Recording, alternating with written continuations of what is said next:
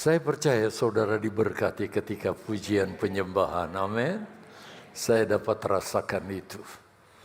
Dan saya berharap saudara semua benar-benar siap untuk menerima firman Allah. Nah, kali ini saya ingin mengangkat kisah. Saya yakin kisah ini dari Yesus sendiri, karena memang Yesuslah yang menyampaikannya. Dan kisah itu terdapat di dalam Lukas pasal yang ke-16. Saudara bisa melihat satu perikop, yaitu dari ayat 19 sampai 31. Nah, berdasarkan kisah inilah kita ingin mengevaluasi tentang kehidupan kita yang dalam rentang waktu hampir 1 tahun. Karena kita baru ada di tanggal 8 hari ini, berarti di depan kita masih ada 22 hari. Boleh dikata 3 minggu. Dan memang ada 3 minggu di depan kita.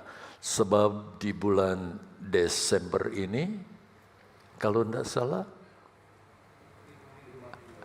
terdiri dari 5 minggu atau 4 minggu. 4 minggu rupanya ya. Nah, kita evaluasi bagaimana perjalanan hidup kita dalam 1 tahun melalui kisah ini. Dan saya beri judul tetap setia walaupun menderita. Figur ini kita bisa lihat dari seorang yang bernama Lazarus. Kebalikannya adalah digambarkan seorang kaya yang begitu kaya raya sampai dia lupa akan Tuhan. Padahal kalau lihat kasus ceritanya, orang ini adalah pengikut Yesus.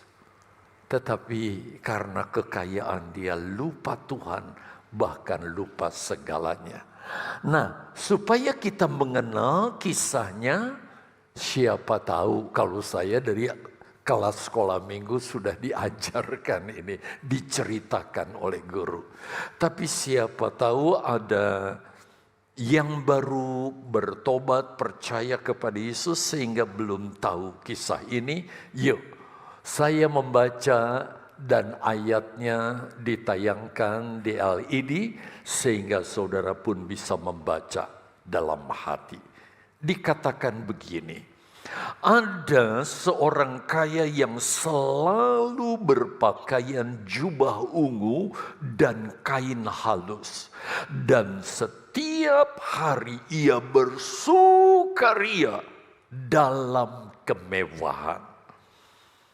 Dan ada seorang pengemis bernama Lazarus. Badannya penuh dengan borok, berbaring dekat pintu rumah orang kaya itu. Jadi kita lihat ada penampilan yang kontradiktif sekali. Kita lihat ayat 21. Dan ingin menghilangkan laparnya. Si orang miskin bernama Lazarus ini ingin menghilangkan rasa laparnya dengan apa yang jatuh dari meja orang kaya itu.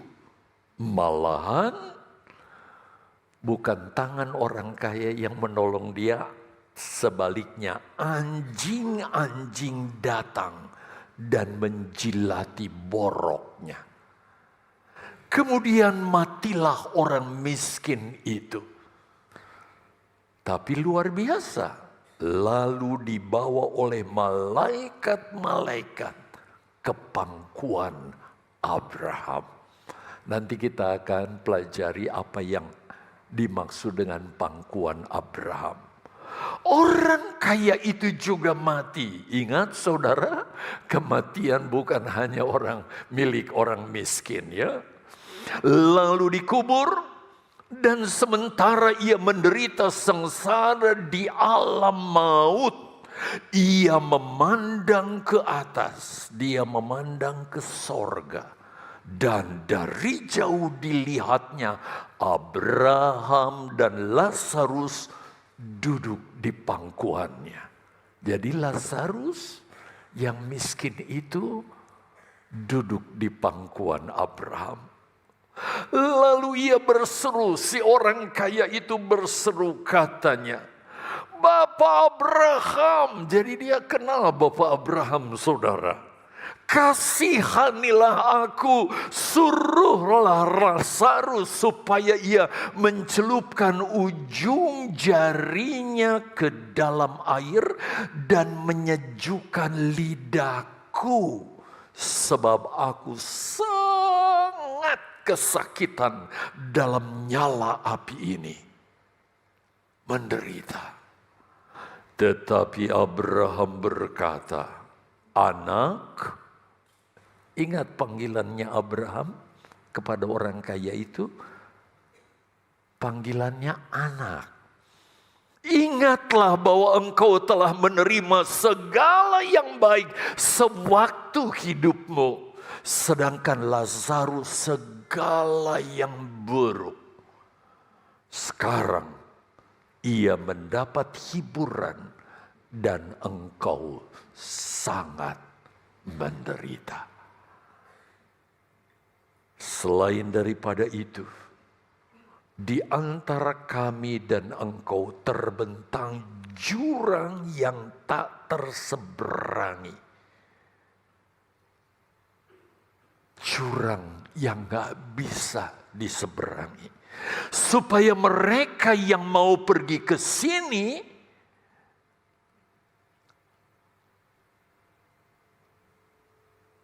kepadamu ataupun mereka yang mau datang dari situ kepada kami tidak dapat menyeberang.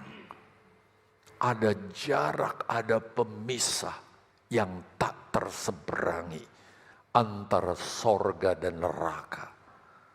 Kata orang itu, kalau demikian, karena rasa dirinya nggak bisa tertolong lagi, saudara, dia cari solusi lain. Aku minta kepadamu Bapa, supaya engkau menyuruh Lazarus ke rumah ayahku. Sebab masih ada 5 orang saudaraku. Udah ada di neraka, tapi si orang kaya ingin melayani supaya saudara-saudaranya yang masih ada di bumi, 5 orang itu terselamatkan. Supaya Lazarus memperingati mereka dengan sungguh-sungguh. Seperti saudara tiap kali ibadah diperingati oleh firman Allah dengan sungguh-sungguh. Agar mereka jangan masuk kelak ke dalam tempat penderitaan ini. Agar mereka itu yang masih hidup, saudaraku yang 5 orang itu, jangan seperti aku. Kira-kira begitu. Kalau kita gampangkan pengertiannya. Tetapi apa jawab Abraham? Ada pada mereka kesaksian Musa dan para nabi. Baiklah mereka mendengarkan kesaksiannya. Saudara, solusi untuk manusia yang hidup di bumi terhindar dari neraka bukan orang yang dari alam di luar kita, yaitu mereka yang ada di sorga, menjelma hidup kembali lalu menceritakan tentang sorga kah atau tentang neraka kah? Bukan. Tuhan sudah mengirim baik perjanjian lama maupun perjanjian baru. Yang di tangan saya ini lengkap perjanjian lama, perjanjian baru. Inilah firman Allah. Dengan lain kata ayat 30 ini, ayat 29 ini, bisa mundur ke ayat 29. bahwa untuk keselamatan saudara dan saya sudah Allah sediakan kesaksian nabi maupun para rasul, perjanjian lama maupun perjanjian baru. Dengar ini dan lakukan ini. Itulah yang meluputkan kita dari neraka. Bukan Allah harus menurunkan orang yang sudah di sorga, terus ceritakan saudara-saudara kita di muka bumi ini. Mereka harus percaya firman Allah. Lalu kita lihat di ayat 30, jawab orang kaya yang masuk neraka itu. Tidak Bapak Abraham. Tetapi jika ada seorang yang datang dari antara orang mati, entahkah itu datangnya dari sorga ataukah dari neraka, kepada mereka akan bertobat. Dipikirnya keselamatan itu datang dari manusia. Entah manusia berasal dari sorga atau neraka. Keselamatan itu dari Allah. Lewat firman yang Dia sudah sampaikan. Yang saya yakin saudara pasti punya ini semua. Baik dalam bentuk manual seperti yang saya pegang atau yang sudah canggih. Di HP atau di perangkat lainnya. Kata Abraham kepadanya, perhatikan ini saudara. Jika mereka tidak mendengarkan kesaksian Musa dan para nabi. Perjanjian lama diwakili dengan kesaksian Musa.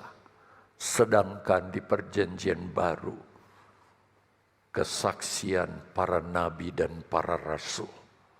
Mereka tidak juga akan diyakinkan sekalipun oleh seorang yang bangkit dari antara orang mati. Jadi keselamatan itu hanya kita bisa terima lewat iman dan keyakinan kita akan Yesus, si pemberi kesaksian itu bagi kita. Walaupun ada orang dari sorga, dari neraka, yang dibangkitkan kembali untuk bersaksi, orang itu tidak akan percaya kalau tidak sungguh-sungguh beriman kepada Yesus oleh kesaksiannya yang ada di dalam firman Allah ini. Baiklah saudara, sekarang kita mulai dengan pendahuluan. Bapak Ibu Saudara yang dikasihi oleh Tuhan, kisah yang dicatat yang saya baca tadi dari Alkitab saudara, itu terdapat dalam Injil Lukas pasal 16 ayat yang ke-19 sampai 31. Kalau bisa saudara, baca juga ayat-ayat lainnya tentang yang Yesus katakan kesaksian para nabi dan kesaksian para rasul.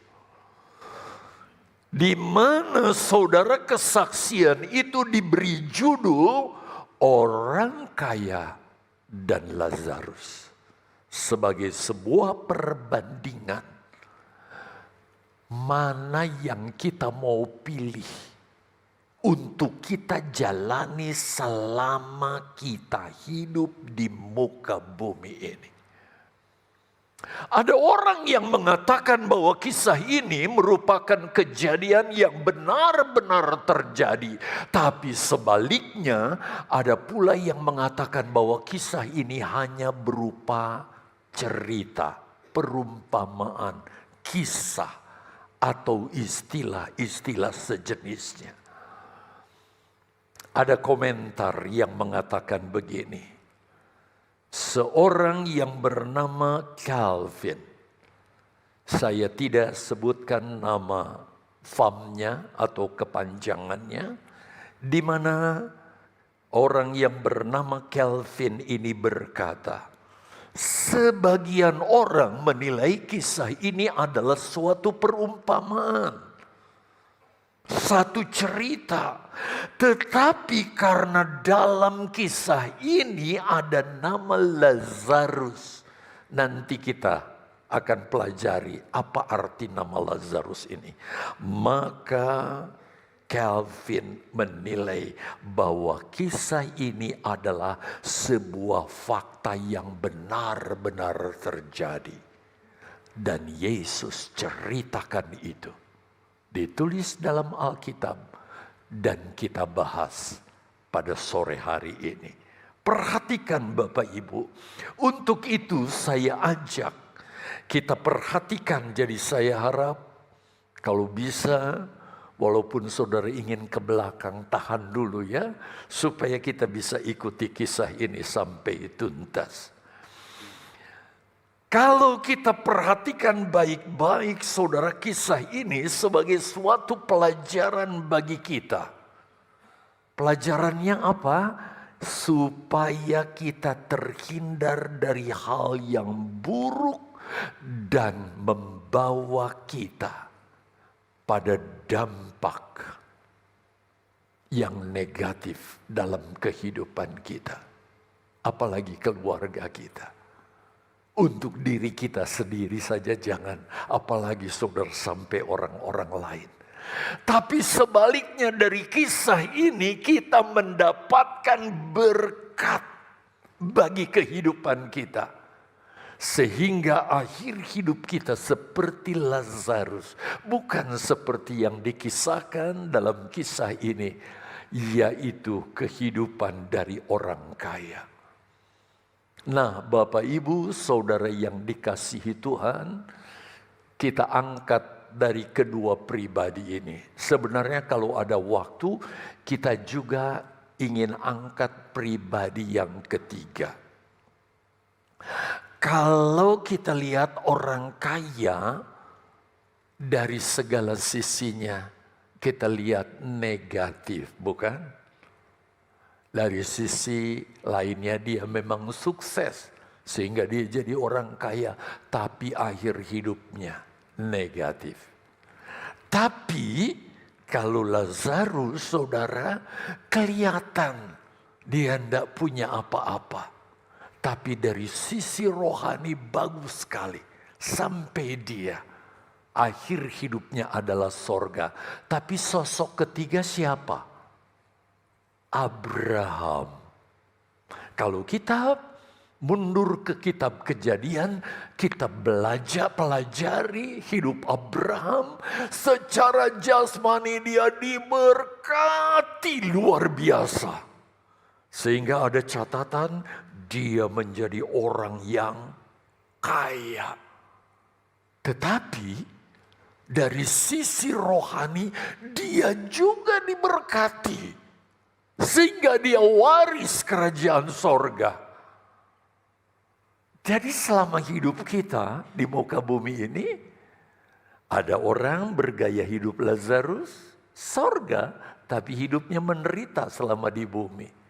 Kalau orang kaya, neraka. Walaupun hidupnya bersenang-senang di muka bumi. Tapi Abraham diberkati selama hidup di bumi. Dan berakhir hidup di sorga. Tapi waktu tidak memungkinkan, kita angkat saja kisah dari orang kaya dan Lazarus. Bapak Ibu Saudara, dari firman Allah kita tahu bahwa Yesuslah yang memberikan kisah ini kepada kita. Yaitu kisah tentang orang kaya yang tidak dijelaskan namanya. Gak disebut namanya.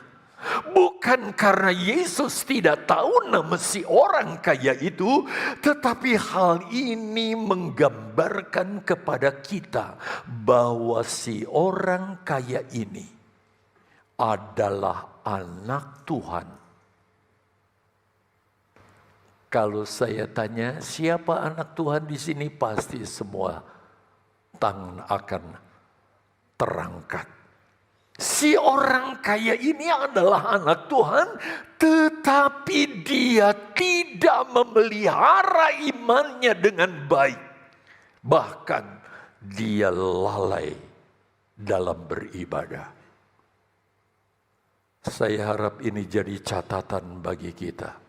Jadi bahan periksa bagi kita. Selain itu, perhatikan Bapak Ibu, ia tidak peduli dengan hal-hal rohani. Gak peduli dengan hal-hal rohani. Beda dengan saudara datang ke gereja sore hari ini. Sampai hampir gak ada space ya. Masih ada 1-2 kursi yang kosong. Gak peduli dengan hal-hal rohani yang dia lakukan dalam kehidupannya. Hanyalah bersenang-senang. Saudara bisa lihat di ayat permulaan itu, di ayat 19. Dia berfoya-foya memuaskan hawa nafsunya. Sebagaimana dikatakan dalam Lukas 16 ayat 19. Ayat pertama. Dalam kisah ini, ada seorang kaya yang selalu,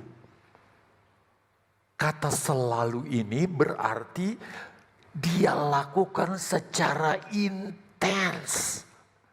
Enggak pernah ada satu hari yang dia lewatkan dengan tidak berpakaian jubah ungu dan kain halus. Lalu bersuka berfoya-foya dengan kemewahan.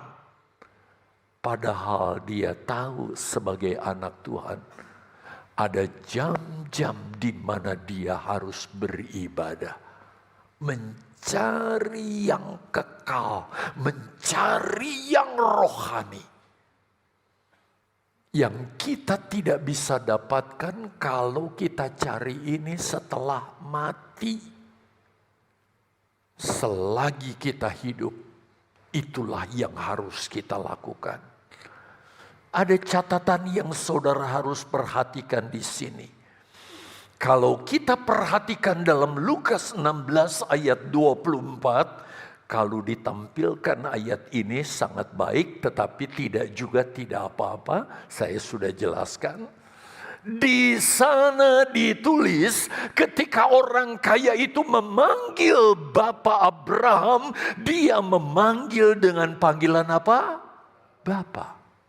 Berarti ada hubungan pengenalan antara orang kaya ini dengan Bapak Abraham. Sebaliknya, kalau saudara baca ayat yang ke-25, Abraham memanggil orang kaya ini dengan panggilan anak. Panggilan yang begitu akrab antara pemimpin ilahi dengan orang yang dipimpinnya. Begitu luar biasa. Tetapi ternyata ini cuma formalitas panggilan. Tetapi keakraban, kesungguhan tidak pernah terjadi. Saya berharap ketika saudara memanggil, Bapa, engkau sungguh baik. Itu bukan formalitas. Tetapi benar-benar tercipta keakraban antara saudara dengan Bapa di sorga. Jadi ini memberi pengertian kepada kita bahwa dalam kisah ini ada hubungan rohani antara Abraham dengan orang kaya. Tetapi ini sangat menyedihkan sekali. hubungan rohani, hubungan iman antara orang kaya dengan Abraham tidak terbangun dengan baik. Apakah saudara dapat ambil pelajaran di sini dengan mengkoreksi diri? Sejauh mana hubungan saudara dengan Tuhan Bapa kita? Saudara datang ke tempat ini dengan dalih, saya mau beribadah. Tetapi di mata Tuhan, apakah benar-benar saudara memiliki hubungan yang intim dengan Bapa di sorga, atau hanya formalitas? Kalau enggak datang, nanti aku dibesuki. Jadi datang saja, supaya mereka enggak datangi rumah saya. Coba kita lihat buktinya ya, sebagai bukti. Kita mulai dengan orang kaya. Saya ajak saudara perhatikan aktivitas yang dilakukan orang kaya dalam kesehariannya. Untuk itu kita perhatikan kembali ayat 19 dari Lukas pasal 16. Dikatakan ada seorang kaya. Kalau saudara tempatkan diri saudara, beranilah berkata, ada seorang Yosmin Nandar. Apakah kita seperti ini? Yang selalu berpakaian jubah ungu dan kain halus, dan setiap hari bersukaria dalam kemewahannya, tapi tidak ada sedikit pun catatan bagaimana dia intim dengan Tuhan. Tadi pagi di ibadah pertama, kira-kira dalam 1 tahun ada berapa minggu, saudara? Apakah dari sekian minggu dalam 1 tahun, saudara nggak pernah absen datang beribadah? Kalau kebiasaan saudara minggu pada ibadah yang pertama, tahu-tahu saudara miss, tapi saudara berusaha. Kalau tidak, ibadah kedua, ibadah ketiga saya akan lakukan. Pokoknya saya nggak mau nggak ke gereja. Kenyataannya bagaimana? Tapi si orang kaya ini sepanjang minggu bolong. Karena dia nggak merasa perlunya berhubungan dengan Tuhan. Dari bulan Januari minggu pertama sampai sekarang, apakah kita nggak pernah bolong mencari Tuhan? Apakah kira-kira saudara punya komitmen, Tuhan di tahun 2025 saya mau setia mengiringi Engkau. Apapun yang terjadi saya akan usahakan untuk tetap beribadah. Orang kaya ini tidak pernah membangun hubungan yang intim dengan Yesus. Misalnya dalam doa, beribadah, cari Tuhan, memuliakan Tuhan dengan berkat-berkat yang Tuhan beri kepada kita, berkat lebih. Aku ingin memuliakan Tuhan dengan memberkati orang-orang yang membutuhkan seperti Lazarus. Sebaliknya, yang dilakukan oleh orang kaya ini, berkat-berkat yang Tuhan percayakan kepada orang kaya itu hanya dipakai untuk memuaskan diri, hanya dipakai untuk bersenang-senang, mempertontonkan kekayaannya dengan mengenakan pakaian-pakaian yang luar biasa supaya orang-orang, hebat rupanya. pakaian yang mewah, jubah ungu, dan kain halus. Saudara, muliakanlah Tuhan dengan hartamu, kata firman Allah. Saudara tahu, jemaat GPDI Mahanaim berarti saudara yang terlibat di dalamnya. Di mana orang-orang mengucap syukur karena pemberian saudara. Bagi saudara, baju itu saudara kategorikan pantas pakai. Saudara lepaskan dari tangan saudara. Mereka terima itu sebagai berkat yang luar biasa. Mereka bersuka cita begitu rupa sampai saya dengan istri. Wow, luar biasa. Terima kasih buat jemaat yang mengerti akan hal ini.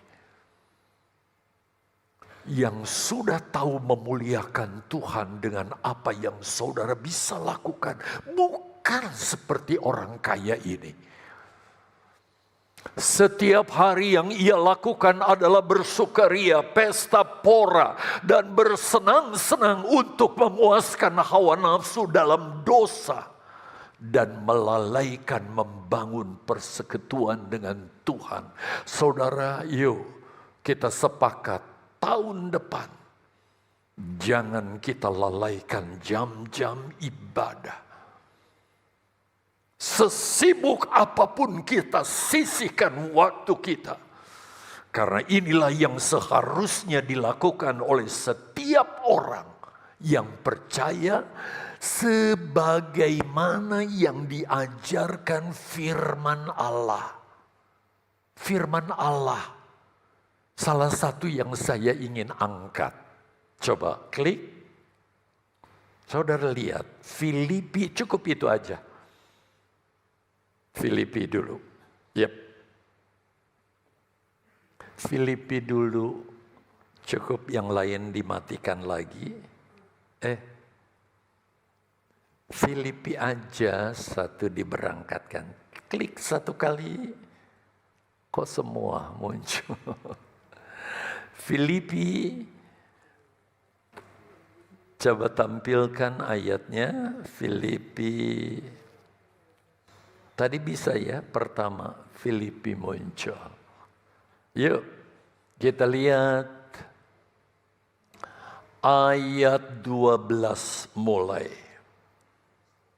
Saya tampilkan ini supaya mengingatkan saudara. Jangan dengar, jangan ikuti ajaran yang mengajarkan. Yang penting sudah jadi Kristen, nggak ke gereja juga nggak apa-apa, nggak berbuat sesuatu yang menyenangkan Tuhan juga nggak apa-apa. Yang penting udah percaya Yesus, masuk sorga, bahkan berbuat dosa juga nggak apa-apa. Ini ajaran sesat. Coba kita ikuti. Apa kata Filipi pasal 2 mulai ayat 12. Hai saudara-saudara yang kekasih, kamu senantiasa, ayo dong, kamu senantiasa taat. Jadi setelah yang saudara dengar di gereja, saudara tahu ini yang harus kita lakukan, maka kewajiban kita mentaatinya. Itu sebabnya ada nasihat kalimat berikutnya. Karena itu tetaplah kerjakan keselamatanmu dengan takut dan gentar.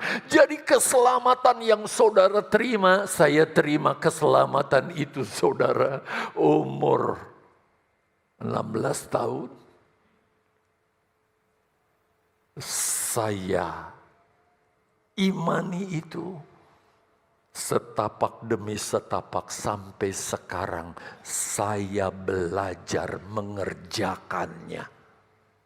Itu yang Tuhan mau. Ini kekristenan yang sesungguhnya.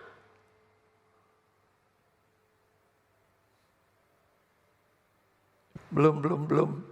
Saya lagi cari kalimat tadi itu.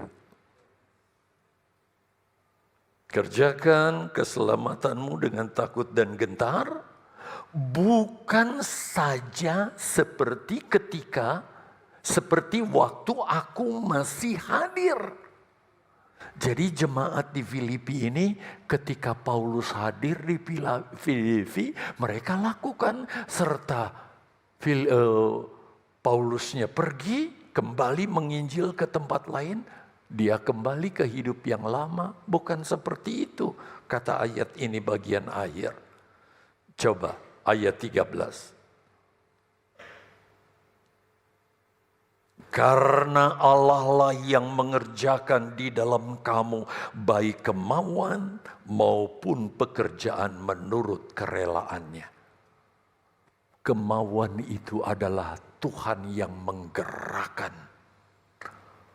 Dan kalau Tuhan menggerakkan untuk kita mengerjakannya, jangan pernah menolak ini. Jangan pernah lawan ini. Kerjakan dengan ketulusan hati. 14. Lakukanlah segala sesuatu dengan tidak bersungut-sungut dan berbantah-bantah. Kalau kita mengerjakan apa yang Tuhan inginkan, jangan dengan sungut-sungut atau perbantahan. Terakhir ayat 15.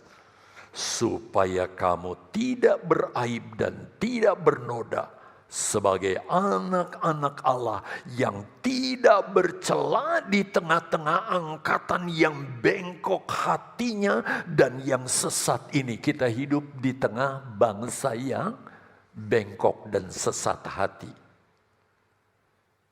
Sehingga kamu bercahaya di antara mereka seperti bintang-bintang di dunia ini. Coba kita lihat catatan. Saya mencatat di situ tentang jemaat Mahanaim.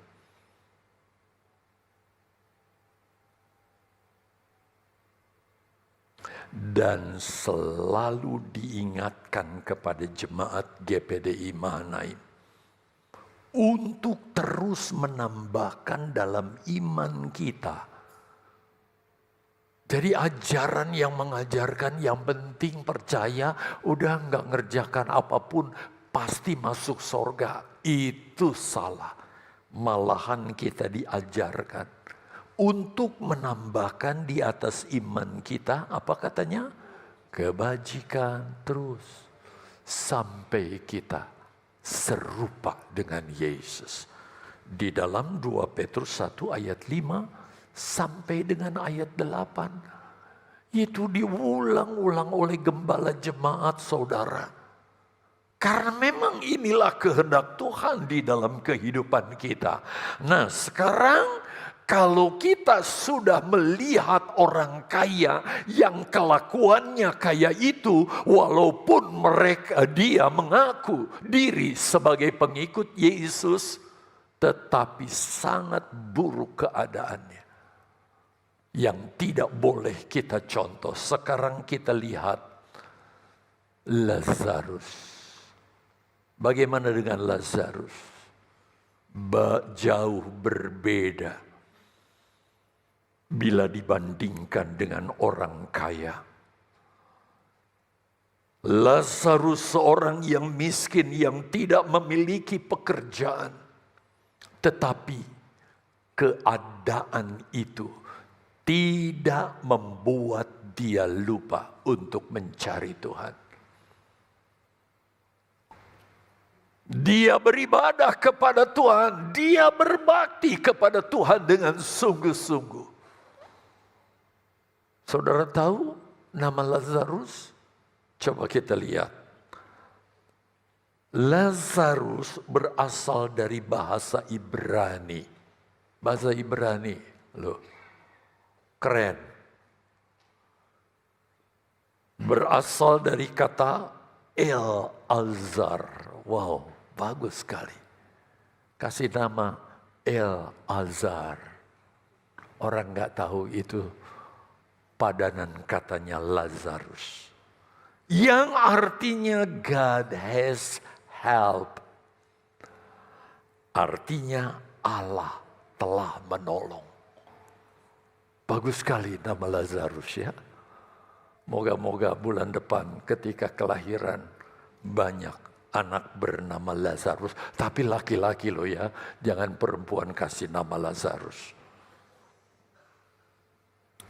Seorang pengikut Yesus yang sejati adalah pengikut Yesus yang menyadari bahwa keselamatan didapat bukan karena banyaknya harta yang kita miliki seperti tetangga kita. Bahwa kalau punya harta, berbuat baik, nanti dengan kebaikan kita itu lalu kita diselamatkan. Sama sekali tidak.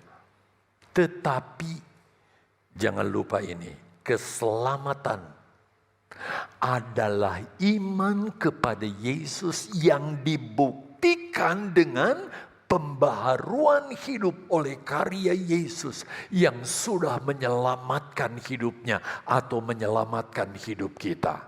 Dan perhatikan saudara, sebab itu sesulit apapun tantangan hidup yang dialami oleh seorang pengikut Yesus yang sejati, ia akan tetap buktikan imannya dan kesetiaan serta pengiringannya dalam membangun hubungan dengan Yesus seperti yang dilakukan Lazarus. Jadi, kalau ada berkat sekecil apapun dari kelebihan yang saudara dapatkan, jangan lupa Tuhan. Bukan seperti orang kaya yang memuaskan keinginan hatinya begitu rupa. Begitu juga sesenang dan sekaya apapun harta yang dimiliki, berlimpah-limpah, ia akan tetap beriman dan beribadah kepada Tuhan. Bukan seperti orang kaya. Karena merasa diri sudah kaya, punya segala-galanya, maka dia merasa tidak lagi perlu beribadah, tidak lagi perlu mencari Tuhan. Karena ia menyadari bahwa suatu saat ia harus menghadap Tuhan dan mempertanggungjawabkan hidupnya di hadapan Tuhan Yesus Kristus. Dan tidak seperti orang kaya yang diceritakan oleh Yesus dalam Injil Lukas ini yang benar-benar memprihatinkan.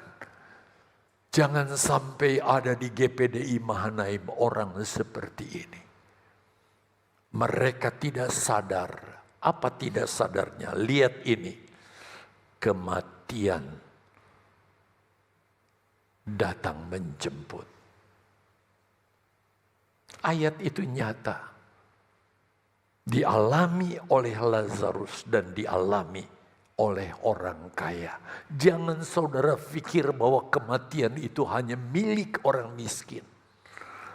Orang kaya raya seperti apapun kekayaannya. Orang itu pasti satu saat menghadapi yang namanya kematian.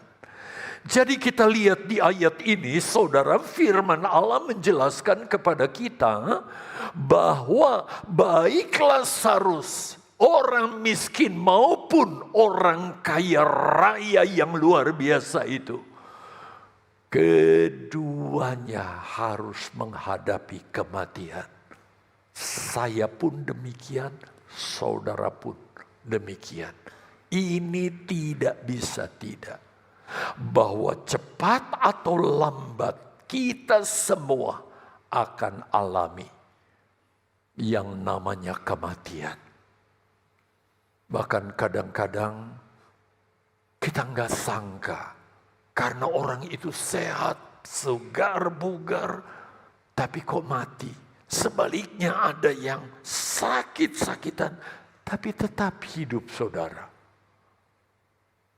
Di dalam Injil Lukas pasal 19 ayat 22 dikatakan kemudian matilah orang miskin atau Lazarus itu, lalu dibawa oleh malaikat-malaikat ke pangkuan Abraham. Kenapa ke pangkuan Abraham? Ayat ini mengingatkan bahwa iman dan kesetiaan kita dalam pengiringan kita kepada Yesus, itulah yang menentukan keselamatan kita. Saya berharap saudara ingat betul ini, sehingga saudara tidak lalai dalam mencari Tuhan, mempertahankan iman dengan setia dalam pengiringan saudara kepada Tuhan. Setiap orang percaya pada saat ia mati, kalau dia beriman kepada Yesus, itu sebabnya saya tulis setiap orang percaya. Kalau dia dipanggil oleh Tuhan, ia dibawa oleh Yesus ke Firdaus.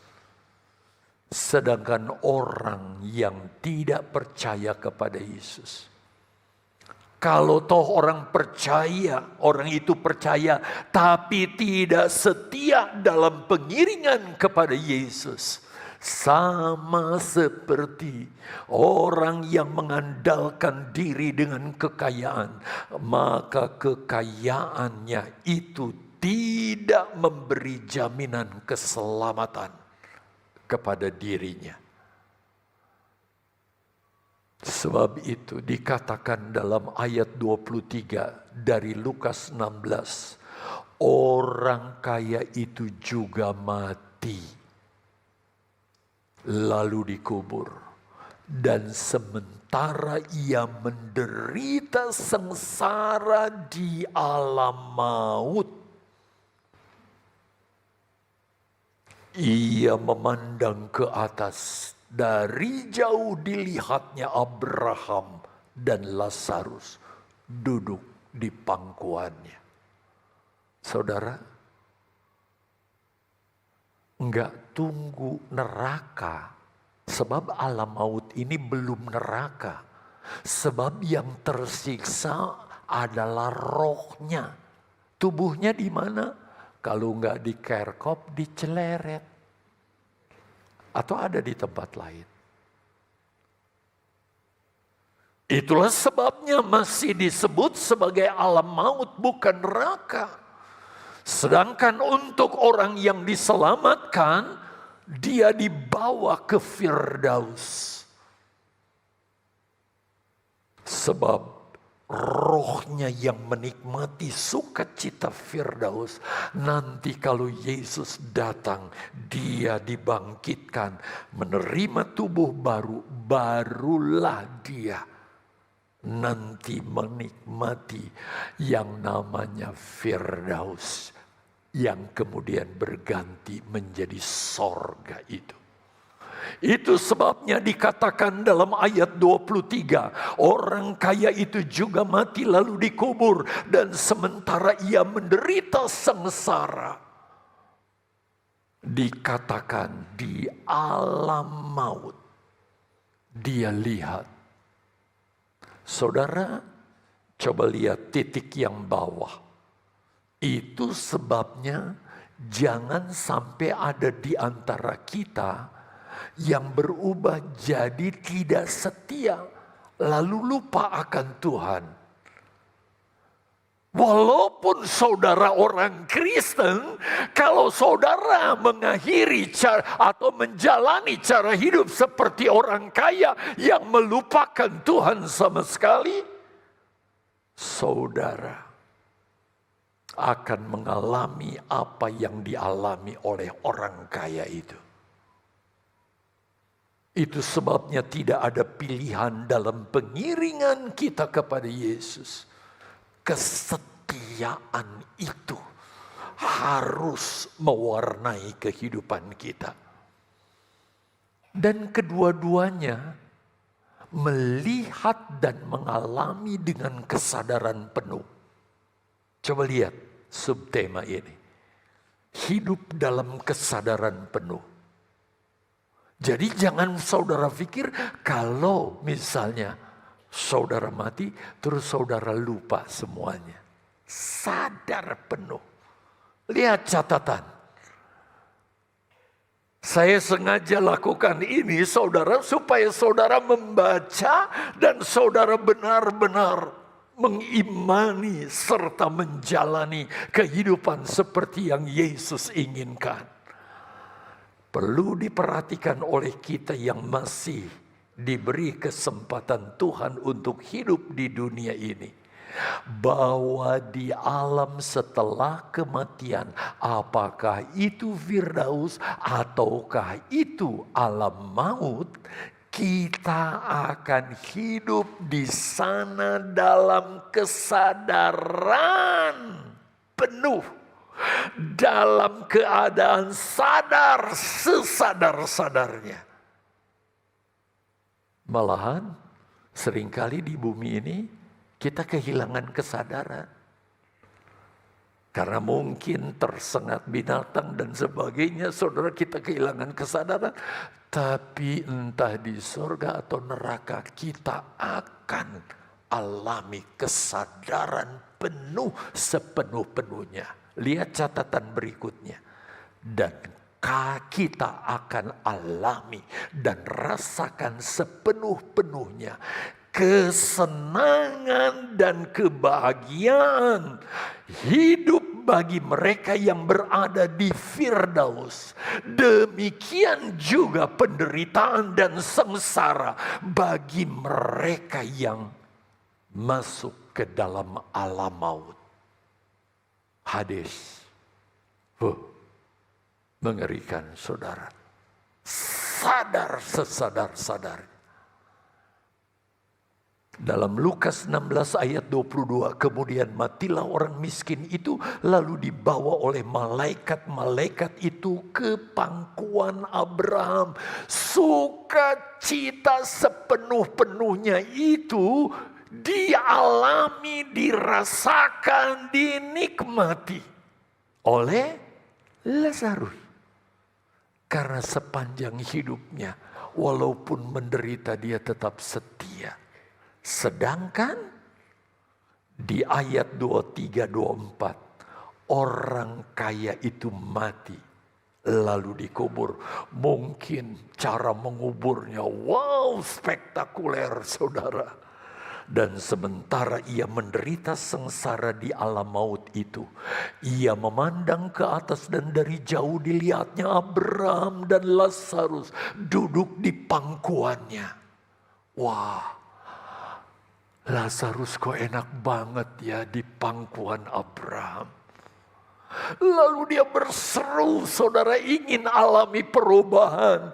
Ia berseru, katanya, Bapa Abraham, kasihanilah aku, suruhlah Lazarus supaya ia mencelupkan ujung jarinya ke dalam air dan menyejukkan lidahku. Dia ingin perubahan.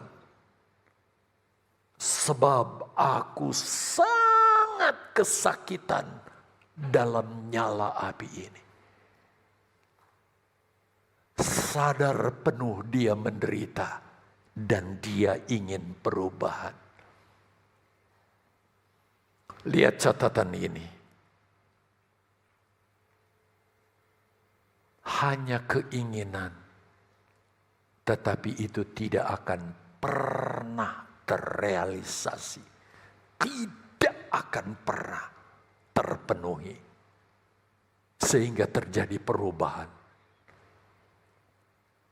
Itu sebabnya kalau tidak mau menderita selamanya, sekarang inilah kita benar-benar mengevaluasi kehidupan kita untuk kita jalani beberapa waktu ke depan.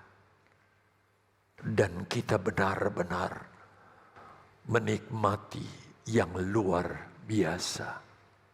Dan saudara, antara Firdaus dengan alam maut ada jarak yang memisahkan. Yang tidak mungkin dapat bersentuhan. Lihat, di ayat 25 Abraham berkata, ketika si orang kaya ini minta jarinya dicelupkan. Saudara, mungkin segelas air di bumi ini saudara tidak anggap terlalu berarti. Tetapi lihat, jari yang dicelupkan ke dalam air, kalau diteteskan itu sangat berguna dirasakan oleh si orang kaya. Tetapi lihat temanya, tidak akan terrealisasi karena ada jarak yang memisahkan. Anak, ingatlah bahwa engkau telah menerima segala yang baik sewaktu kamu hidup. Karena itu pilihannya. Sedangkan Lazarus segala yang buruk, sekarang ia mendapat hiburan dan engkau sangat menderita. Gak bisa saudara diulang.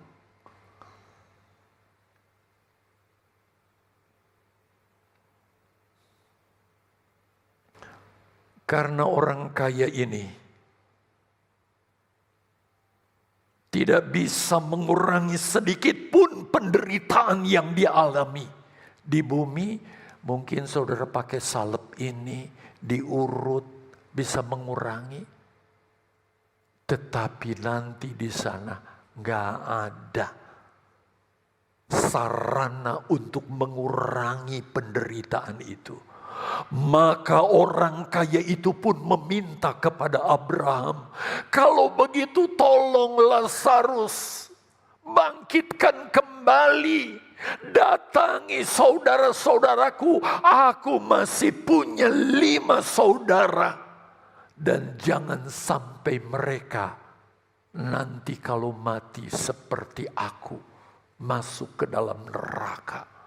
Dia wanti-wanti minta agar pesannya ini dipenuhi. Saudara, lihat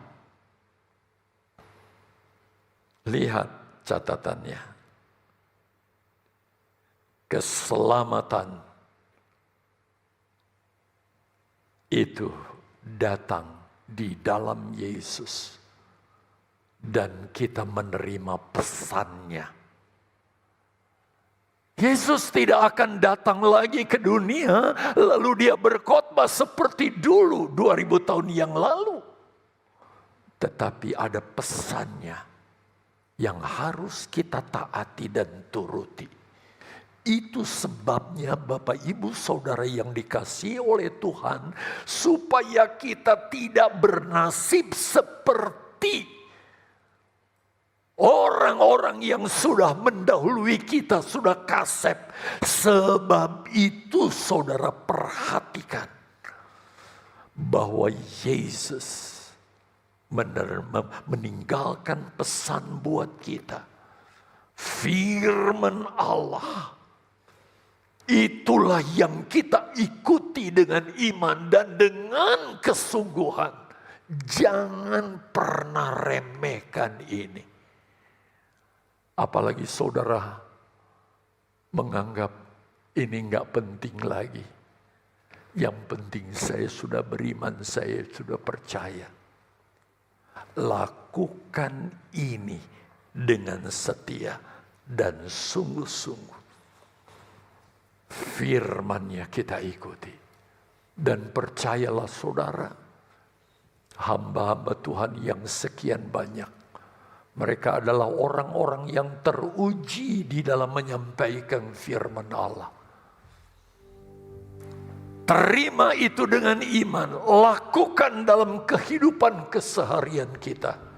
Kita yakin, kalau saatnya tiba, tubuh ini harus berpisah dengan roh. Kita yakin roh kita akan masuk dalam Firdaus. Bukan di Hades, bukan di alam maut.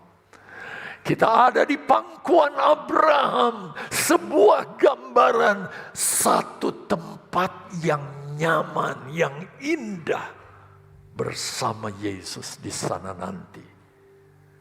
Tadi pagi sempat saya katakan kepada jemaat, ketika saya melihat jenazah ayah saya lari ke satu pohon, saudara, di halaman rumah kami, pohon rambutan. Saya nangis sejadi-jadinya. Kenapa? Karena saya teringat pada waktu usia 4 tahun, ketika mama saya dan papa saya duduk bercakap, saya diam-diam mendekati mereka, saya datangi papa saya, lalu saya duduk di pangkuannya. Ketika ayah saya dipanggil Tuhan, saya ingat peristiwa itu. Dan gak akan terulang lagi. Satu tempat yang nyaman sekali. Jadi kalau Yesus gambarkan kita ada di pangkuan Abraham, jangan saudara berpikir nanti ini akan kejadian secara nyata. Kira-kira saudara, kalau pahanya Abraham sebesar alun-alun aja gak cukup. Tetapi itu gambaran satu tempat yang nyaman yang Dia sediakan. Berbeda dengan tempat yang penuh penderitaan yang dialami oleh orang kaya di dalam neraka yang menyiksa hidupnya, yang gak pernah berhenti dan apinya pun tak pernah padam.